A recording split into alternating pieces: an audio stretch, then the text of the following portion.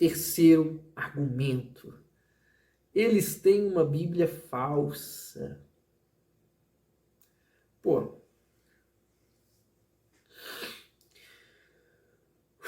Vamos lá. Vamos parar para pensar. A nossa Bíblia tem 66 livros. Preste atenção. A Bíblia Católica tem 7 livros a mais. Mas o restante é igual. Então, o padre está dizendo que os 66 livros são falsos. Preste atenção. A Bíblia evangélica tem 66 livros. A católica tem 7 livros a mais. Mas os mesmos 66 livros são os mesmos 66 livros que tem na Bíblia católica. Então, se os 66 livros da Bíblia protestante são falsos, então a Bíblia católica só tem 7 livros. O que o padre prega?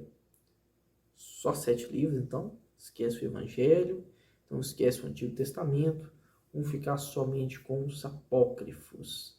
Não é verdade? Um padre afirmar isso é um tremendo constrangimento.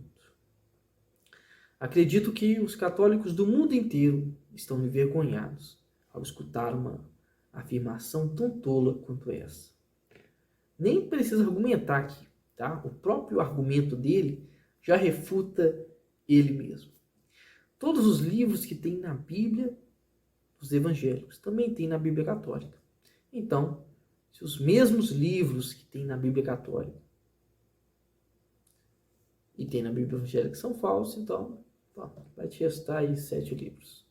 Tá? Resumindo, o padre vai ter que rasgar ou queimar 66 livros, porque vão sobrar somente 7 livros, que são os verdadeiros, segundo a afirmação do padre. Vou até pular para a próxima, porque essa daqui eu já nem preciso argumentar mais nada. O próprio argumento do padre, né, já contradiz ele mesmo, tá bom? Já é um tiro no pé. Quarto argumento. Lutero tirou 7 livros da Bíblia. Bom, pessoal, é o seguinte. O terceiro argumento e o quarto estão dentro do mesmo assunto, beleza? Que é a Bíblia Sagrada, qual que é a Bíblia certa, católico, evangélico. Como eu já dei a minha opinião, respondendo ao terceiro argumento, né? Então, eu trouxe algo especial aqui para você, tá? Um debate que aconteceu, tá? Aqui no Brasil, entre um padre teólogo e um irmão evangélico teólogo também. Um debate muito disputado, tá? Sobre essa questão dos 7 livros a mais. Então, fiz um pequeno recorte para não deixar o vídeo muito longo, tá? Então, apenas uma pequena parte desse debate aqui, que são as duas posições, né? Aqui você vai ver a posição católica, o que um padre, um teólogo católico defende em relação a esses livros, né? E o que eles utilizam também para atacar. E o que um irmão evangélico ele defende a nossa posição, e ele vai até além, defende uma posição histórica dos pais da igreja sobre esses 7 livros. Então, quem sou eu para argumentar da mesma forma, né, que um teólogo ou que um padre? Então, eu vou deixar as duas opiniões aí. Quem ganha esse debate, né, sou eu e você. Beleza? Então, bora lá. Um bom dia na graça e na paz de Jesus. Eu sou o pastor César Cavalcante e mais uma vez, para a glória de Deus, está no ar mais uma edição do debate da Rádio Musical FM. Nós vamos juntos até o final dessa programação e que Deus nos ajude a termos um bom programa, que o Espírito Santo trabalhe na minha, na sua, nas nossas vidas e que juntos eu e você exaltemos e glorifiquemos o nome do Senhor, porque Ele é bom, porque a sua misericórdia dura para sempre. Qual Bíblia, na sua opinião, é a Bíblia verdadeira? A Bíblia católica, que traz 73 livros, ou a Bíblia evangélica, ou a Bíblia protestante, que traz 66 livros? Então, na tua opinião, qual Bíblia é a verdadeira? Para debater esse tema hoje, estamos recebendo aqui um padre católico e um irmão evangélico. Então, eu estou recebendo hoje aqui o padre Cleodon Lima, ele é bacharel em teologia pela Faculdade de Teologia, pastor Cícero Canuto de Lima, ele pertenceu à Assembleia de Deus e fez teologia por lá também. É bacharel em filosofia pelo Seminário Bom Jesus de Aparecida, São Paulo, tem licenciatura em filosofia pela Universidade de São Francisco, em São Paulo. É bacharel em teologia pelo Instituto Teológico Pio XI, no Salesiano, em São Paulo. Tem licenciatura em teologia pela Pontifícia Studiorum Universitas Salesiana, lá em Roma. É pós-graduado e especializando-se em Sagradas Escrituras, lato sensu, pela Pontifícia Faculdade de Teologia Nossa Senhora da Assunção, aqui em São Paulo. É mestre em Teologia Sistemática pela Congregação na área de Sagradas Escrituras, pela Pontifícia Faculdade de Teologia Nossa Senhora da Assunção. Exegeta, escritor, tradutor, professor, pregador, homiliasta também, trabalha aí com a questão de tradução e interpretação dos textos bíblicos e apresentação dos mesmos, apresentador de TV, cantor, de tudo isso eu só estou espantado aqui com cantor. Cantor, compositor, conferencista. Padre Cleodon é conhecido através do seu apostolado de cura, libertação em todo o Brasil e também no exterior, sempre presente em debates na TV. Bem-vindo aqui, Padre Cleodon Lima, muito bem-vindo. Obrigado, prazer muito grande estar com vocês nesta manhã. A paz de Jesus para todos vocês. Maravilha. Com a gente para debater esse tema, e aí, qual Bíblia sagrada é verdadeira? A Bíblia católica, 73 livros, ou a Bíblia evangélica, com 66 livros? Do outro lado da mesa, estou recebendo aqui o irmão Luciano Benigno, crente evangélico, gosta de se apresentar como crente na palavra, é o marido da dona Roseli, pai da Cátia, do Ariel e da Cristiane, é graduado em grego pela USP, tem outras graduações também, e consultor teológico da Faculdade Teológica Bethesda, e cuida do site da FTB. Bem-vindo, Luciano. Os judeus que escreveram e eles que tiraram também. E eles que tiraram também. Luciano. Então, infelizmente eu discordo, assim, respeitosamente, de que eles eram aceitos, de que esses 7 livros foram considerados como canônicos, quer sejam pelos judeus, quer seja pela igreja cristã, antes do Concílio de Trento, já na Contra-Reforma. Em 1546, morreu Martinho Lutero. Nesse ano, a igreja ela estava num processo de resposta ao protestantismo, e ela oficializou um cânon que já havia sido ensaiado em algumas listas anteriores, como, por exemplo, no Concílio de Roma, assim chamado Concílio de Roma, de Hipona e de Cartago. Não são concílios universais da igreja. São sínodos menores e eles não tinham poder vinculante. São sínodos ocidentais e não, são sínodos ocidentais, não gerais. E não tinham poder vinculante. Tanto é que, por exemplo, no final de alguns sínodos, se menciona nos cânones dos sínodos que eles solicitam a aprovação do sínodo por parte da Igreja Universal. Quando a gente fala de universal, a gente não está falando do movimento lá de Edir Macedo, tá, pessoal? Bom, o que acontece? Só em 1546 que a igreja se coloca dogmaticamente, afirma dogmaticamente pela primeira vez, a Igreja de Roma, que esses 7 livros fazem parte da revelação, da Bíblia Sagrada. Só que a gente tem um problema, porque o que é católico? Né? Católico normalmente é traduzido como universal. O sentido básico da palavra é universal. Do latim, sim. Ao pé da letra, do grego, vem de katá, que é uma preposição que quer dizer, aqui tem o sentido de acordo com, segundo ou seguindo, e o holos. Holos é aquele que é o todo. Daí vem holística, por exemplo, e assim por diante. Católico é aquilo que segue o todo. Mas será que o todo da igreja concordava no passado em aceitar esses 7 livros? Não, nada mais longe da verdade. Se você pega, por exemplo, os grandes doutores da igreja, e quando eu estou falando dos grandes doutores da igreja católica, que eram grandes estudiosos da Bíblia, como São Jerônimo, por exemplo. São Jerônimo ele é conhecido por ter traduzido a Bíblia para o latim, conhecido como a Vulgata Latina, que Sim. no Concílio de Trento se tornou a Bíblia oficial da Igreja Romana. São Jerônimo ele escreve um prólogo chamado Prólogos Galeatos, no qual ele declara que apenas os 22 livros, e lembre-se, quando a gente fala 22 livros, são os 39 da Bíblia evangélica de hoje. Apenas os 22 livros que fazem parte do cânon da Bíblia hebraica devem ser considerados como palavra de Deus.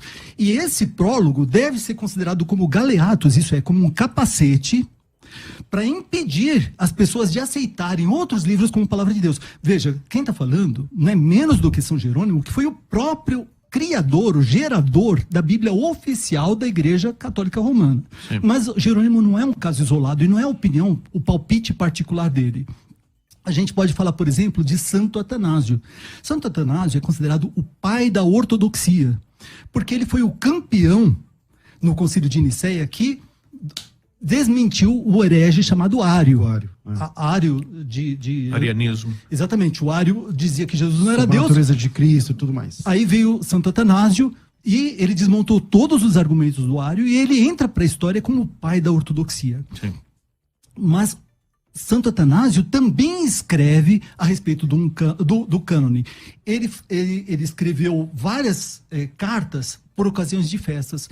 E numa das cartas festais de Santo Atanásio, eu acho que é a epístola, já achei, a epístola festiva número 39 para o ano 367. Santo Atanásio diz: há, portanto, do Antigo Testamento 22 livros em número, que foram entregues para judeus, etc. Tal. Aí ele diz, para maior exatidão, outros livros que foram escritos não devem ser considerados como parte do cânon, mas são bons para a leitura daqueles que se unem a nós, que querem instrução para piedade. E aí ele menciona a sabedoria de Salomão, a sabedoria de Siraque, Esté, Judite, Tobias, que são chamados, aquilo que é chamado de o ensino dos apóstolos, Adida Rê, e o pastor de Hermas. Mas os anteriores, isso é, os 22 livros que ele tinha citado, que são os livros da Bíblia evangélica, mas os anteriores, meus irmãos, são incluídos no cânon. E esses posteriores, são meramente lidos. Isso é, o mesmo hábito que as Bíblias protestantes tinham. Existe um cânon que é aquele do Antigo Testamento, que era citado. Veja, a questão de citação. O padre mencionou... Seu tempo está acabando, Luciano. O padre mencionou que a carta de Judas menciona a Assunção de Moisés, livro de Enoque, etc. É verdade. O problema não é a citação. O apóstolo Paulo menciona Cleantes, Epimênides, Menander e outros autores gregos, poetas gregos pagãos, etc. Não, o problema não é a citação.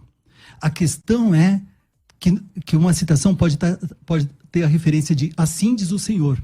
A gente vê, no caso Bom, eu vou passar a palavra para ele depois. Porque você fala muita coisa, aí ele tem que rebater muita coisa. Então, padre, ele citou aí tanto Jerônimo, que é o grande nome da Bíblia Católica, não tem nenhum nome que chega perto de São Jerônimo, da Bíblia Católica, que fez a Vulgata, que não é exatamente a primeira Bíblia em latim, porque tem a Ítala antes e tudo mais. Ele só corrigiu a outra. Para o latim mais popular. E ele também cita um doutor da igreja, que foi Atanásio. Parece que está bem documentado historicamente que a Bíblia verdadeira, ela tinha 22 livros. Quando eu falo 22 livros no Antigo Testamento, gente, para quem não tem conhecimento mais técnico, os 22 livros da Bíblia hebraica é porque Crônicas é um livro só, Esdras, Neemias para eles é um livro só e tal. São os mesmos 39 livros da Bíblia evangélica. Então, os 39 livros da Bíblia evangélica do Antigo Testamento correspondem aos 22 da Bíblia judaica. Bem, nós estamos falando de um livro que nem é nosso, né? A gente não tem que ir pelo o que o Jerônimo pensa ou o que o Atanásio pensa. A gente pegou um livro dos judeus, é um livro sagrado deles. Quem vai dizer que é sagrado ou não é o judeu. Depois vem a Igreja Católica, que adota os livros da religião judaica. Então o senhor fica nesse momento contra o próprio Jerônimo? Não é contra. Deixa eu explicar. É todo um processo histórico e a gente precisa entender o processo histórico. Nós pegamos os livros do judaísmo, que são esses 22 livros, ou 39, como queira. Nós pegamos, nós adotamos esses livros aí, tá? Por quê? Porque é a tradição de Jesus, judaica. É a vida de Jesus, é a religião de Jesus. E não dá para entender o Novo Testamento se a gente pegar o Antigo Testamento e jogar ele fora. Não tem como. A gente precisa contextualizar o Novo Testamento usando o Antigo. Os nossos livros sagrados é o Novo Testamento. Esse é o livro do cristão. Que não estou dizendo que o Antigo não seja. Nós pegamos, a Igreja Católica assumiu como um livro canônico, como o livro dela, né? Mas esse livro aí, quem pode dizer que aquele livro é sagrado, não é sagrado, é o judeu, não é nem a Igreja Católica. A Igreja Católica adotou esses livros como sagrados, porque para os judeus esses livros eram respeitados. Na época de Jesus, bem, se Jesus aceitou Macabeus como um livro sagrado, Sabedoria como livro sagrado, Eclesiástico como livro sagrado, quem é a Igreja Católica para dizer que não é sagrado? Então o que a igreja fez foi só reconhecer. A igreja reconheceu. Aí existe um processo. Então tinha vários, vamos dizer assim, cânones, uns, até Marcião, que era considerado quase que herege para muita gente. Em alguns cânones... Para toda a gente, né, o Marcião, porque os católicos e evangélicos vão dizer que ele era... Tinha o cânon de Ario, tinha o cânon de Marcião, tinha o cânon de vários, tinha muitos propostas cânones, de cânons. Propostas, né? Em uns entrava Apocalipse, em outros não entrava Apocalipse. Para muitos, a Didaché, que seria como se fosse um catecismo dos primeiros cristãos, né? Era canônico, era para ter entrado. Pastor de Hermas. Pastor de Hermas também. Era para ter entrado. Só que daí, uns aceitavam, outros não aceitavam. Por isso teve o concílio. Então, mas aí a gente está falando de livros do Novo Testamento. Então, livros do Novo Testamento, através dos concílios... Tá não. Ok. Estávamos falando dos 22 livros, que são os 39 do Antigo Testamento até então. Sim, mas agora, quando você cita Apocalipse, Pastor de Hermas e de Daquê, a gente está falando do cânon do Novo, que não está em debate. Sim, mas... Que o cânon do Novo Testamento católico ou evangélico é o mesmo. Sim, só que daí foi aprovado no Concílio de Trento que ele falou ali, entendeu? No Concílio de Trento que foi se fechando o cânone e foi dizendo, não, a Didaché não vai ser inspirada, é um livro que deve ser lido, Apocalipse de Pedro é um livro que pode ser lido, Apocalipse de Maria pode ser lido. De Hermes, que é tipo um Apocalipse também. O Apocalipse de Paulo pode ser lido, mas não devem ser considerados canônicos. Agora, quando ele fala assim de quarto Macabeu, aí a gente está falando de Antigo Testamento, entendeu? Por isso que tem que diferenciar.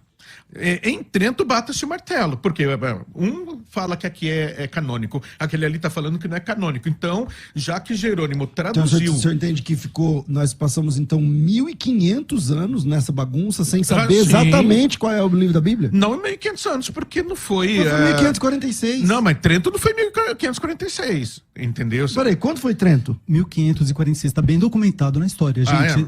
Só procurar no Google. Trento é o Concílio da Contra-Reforma. Sim, por causa de Lutero. Lutero tinha acabado de morrer. Lutero bagunçou mais do século XVI. A cabeça. Então o senhor entende que durante 16 séculos a igreja não tinha um livro oficial para chamar de seu? De Bíblia não. Existia o cânon, né? Aquela Bíblia. Como é que eu posso dizer? A igreja ela já foi peneirando, entendeu? Deixa eu te explicar. Enquanto, por exemplo, a Espanha, a Itália, a França aceitam 23 livros, a Alemanha aceita 26 livros. Bem, a Rússia aceita 27 livros. A Suécia aceita 28 livros. Então a gente precisa dizer aqui, olha, o que para a igreja, o que vai ser oficialmente da igreja? Quando chega e tiram 7 livros, aí é o estupim. Okay. Quando deu o estupim, teve que ser feito o Concílio de Trento para bater o martelo. Não, o Apocalipse, que não era considerado sagrado, o Apocalipse é sagrado. Lucas e Atos dos Apóstolos eram um livro só. Não, então ele vai ser um livro só ou vão ser 2 livros? Não, então vamos aceitar a obra lucana como 2 livros. Luciano. Bom, concordo com quase tudo que o senhor falou novamente, tá? Só que o senhor mencionou que Jesus aceitou Macabeus como sagrado. Isso não acontece. Eu nunca encontrei nenhuma referência, na verdade, não só eu. Inclusive, a própria Enciclopédia Católica fala que não existe uma citação direta. Ela admite que não existe uma citação direta dos deuterocanônicos como sendo palavra de Deus dentro do Novo Testamento. Então, Jesus não aceitou, não é que ele aceitou Macabeus como sagrado. Não existia um cânon de Alexandria. Os judeus que eram lá de Alexandria, eles falavam, olha, só tem esses 22 como palavra de Deus, era o caso de Fílon de Alexandria. Judeus de língua grega que citavam a Septuaginta, a versão dos 70, o tempo todo, assim como os autores do Novo Testamento, outros judeus de língua grega, também diziam que só tinha os 22, que só os 22 eram palavra de Deus. Os pais de língua grega, então eu mencionei Santo Atanásio, que escreve em grego, mas ele não foi o único, tá? Então a gente pode mencionar, por exemplo, a gente mencionou São Jerônimo, não vamos diminuir essa revisão que ele fez, porque ele trabalhou, São Jerônimo trabalhou durante décadas para revisar a Ítala, e é muito importante que ele se mudou lá para Jerusalém, depois foi para Belém, e ficou as últimas décadas da vida dele lá. Ele estudou hebraico primeiro. Na Igreja da Natividade. Ele, quando foi comissionado para produzir a Vulgata, ele já era fluente em grego. Ele era absolutamente fluente em grego. E aí ele foi estudar o hebraico. Ele estudou com os rabinos, etc. Depois foi lá para Belém, até ganhar fluência no hebraico, para se meter a fazer a revisão da Ítala. Foi um trabalho extremamente competente de São Jerônimo. Ele é um dos gigantes intelectuais da Igreja cristã, não só da Igreja de Roma, mas da Igreja cristã como um todo.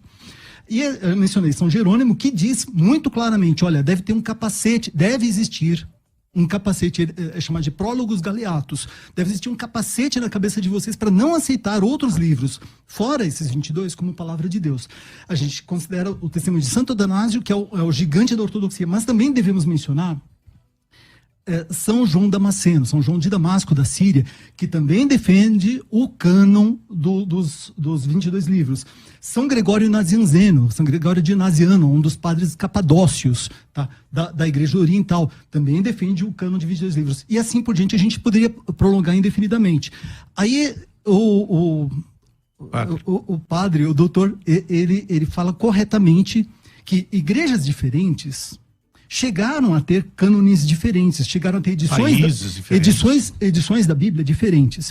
Mais uma vez, eu quero dizer que a minha opinião pessoal, e não estou sendo dogmático, minha opinião pessoal é que Lutero estava certo de incluir os 7 livros como livros importantes para a gente conhecer a história do período entre os testamentos e assim por diante, mas não como palavra de Deus. Então, várias igrejas locais, elas tinham edições mais completas, digamos assim, ou edições mais completas, eu vou me corrigir, não mais completas, edições que continham grande parte do Deuteronômio. Se eu falo mais completo, estou errado. Estou me contradizendo. Então, que continham deuterocanônicos, continham apócrifos, tinham o 3º, 4º Esdras, Manassés e etc. Mas a questão, mas isso é coisa dos judeus. Vamos ver o que para encerrar, que eu sei que o tempo está corrido, curto, vamos ver o que a Bíblia diz a respeito disso. Romanos capítulo 3, versículos 1 e 2, está escrito assim: qual é, logo, a vantagem do judeu? Ou qual é a utilidade da circuncisão? Muita em toda maneira, porque, primeiramente, as palavras de Deus lhes foram confiadas. O que quer dizer isso? O apóstolo Paulo está dizendo: gente, esse assunto de Bíblia Sagrada, do Antigo Testamento, isso é coisa dos judeus. É o cânone deles que está valendo. Nisso o padre concorda. Ele falou aqui que tem a ver com os... E o que 1 Macabeus 9:27 fala? 1 Macabeus 9:27 diz assim na Bíblia Católica: desde o tempo em que tinham deixado de aparecer profetas na terra de Israel, nunca houve uma tribulação como essa. O que ele está dizendo? Ele está dizendo que o profetismo, isso é, as revelações, a inspiração, o profetismo, já tinha deixado de existir no tempo relatado em 1 Macabeus 9:27 da Bíblia Católica. Um outro detalhe interessante, segundo Macabeus 15:38, vamos ver, para encerrar, vamos ver se eles consideravam, os autores dessa literatura apócrifa, se eles consideravam isso como palavra de Deus. Segundo Macabeus 15:38 diz assim: Também eu aqui, porém, fim ao meu relato. Bem, deixa eu só abrir um parênteses, que isso é covardia, né? Trazer vocês dois com laptop, eu aqui só com a minha cabeça, né? Isso é covardia. Deveriam ter falado para eu trazer também minha Bible Works e meu computador aqui, porque daí eu ia falar também quilometricamente. É verdade. Então Um dia você chama a gente para ir lá na sua igreja católica debater e lá você leva o seu também. Tá. É que eu tenho que citar... Mas o pessoal que está assistindo tá vendo. Por uma questão de peso, eu não conseguiria carregar todos os livros que eu tô citando, e principalmente a Bíblia Católica e tudo mais tal. Então eu tenho que ler realmente. E segundo Macabeus, capítulo 15, versículo 38, será que o autor do livro estava dizendo que ele era inspirado por Deus? Ele fala assim: também eu aqui porém fim ao meu relato. Se o fiz bem, se ele estiver bem e adequadamente composto, era justamente o que eu queria.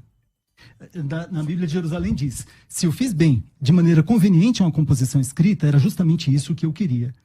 Se escrevi vulgarmente e de modo medíocre, isso é o que eu pude fazer, fiz o melhor que pude. Quando ele diz isso, ele está dizendo claramente: olha, esse foi um esforço meu, e não coloque em Deus a culpa se esse esforço é um esforço limitado, medíocre, etc. Isso não é palavra de Deus. Quem começou? Eu comecei com quem? Comigo. Com o padre? Então, fechou aqui. Eu tenho que fazer um intervalo, senão vou ser mandado embora daqui a pouco. Então, vamos pro intervalo e na volta a gente volta com esse tema. E aí, Bíblia Católica, Bíblia Evangélica. 66 livros, Bíblia Protestante, 73 livros, Bíblia Católica, mais algumas adições, né? Não são só os livros, mas algumas adições. Então, vira aí, a gente volta já.